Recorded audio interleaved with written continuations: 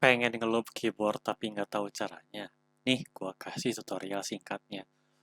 Pertama, lu lepasin upper dan bass housing-nya, terus lu keluarin coil spring dan stemnya.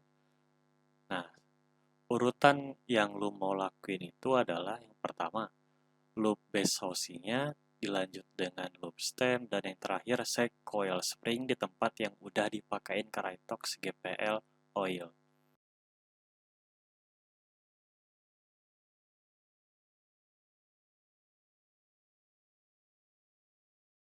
Nah, setelah lu lakuin itu semua, susun lagi sesuai urutan pas lu ngelepasnya.